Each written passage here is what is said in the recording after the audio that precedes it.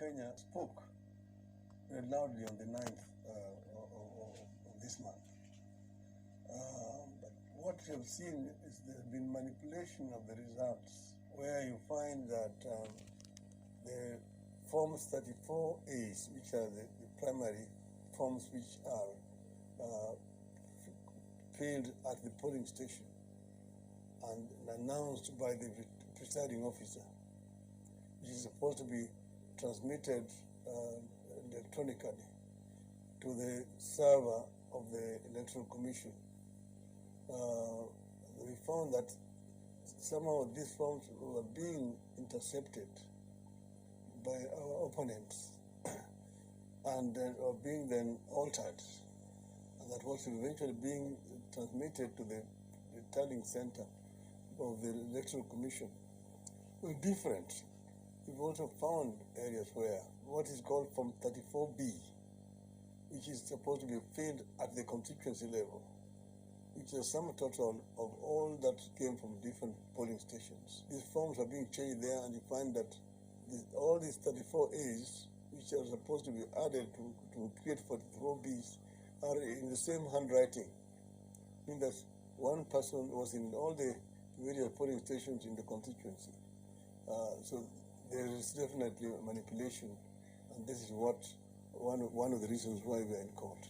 I guess the question that a lot of people have been having in their minds is, should the Supreme Court not grant your wishes or your prayers, would you accept that judgment? Certainly. We will say that we believe in the rule of law, and we believe that the Supreme Court will be fair and just in looking objectively at the complaints that we have tabled. As you can see that we have put in there big volumes of evidence, and we think that we have a very strong case. And this is not just for Kenya, it is for Africa and the world. We are showing here that the international criminal syndicate has infiltrated the continent. You have heard the stories of these Venezuelans who came here with expired passports, supposedly having been hired by the chairman of the Electoral Commission without the knowledge of other members of the commission. But they are found with very sensitive materials which they did not declare. So this is a very serious matter.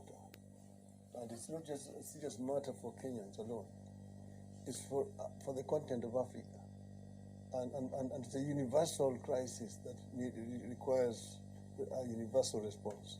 Should we possibly have a scenario where we have to go for a rerun, would you take part, and what would be your conditions for participating? This time around, one of our prayers to the Supreme Court, they do a retallying and find that we won the elections and declare us the winner. If that is not possible, then of course we leave that to the learned judges to come up with their decision. And your opponent, during the declaration of the results, said that he'd reached out to you and spoken to you. Is that correct? He called me before the result was announced and just greeted me.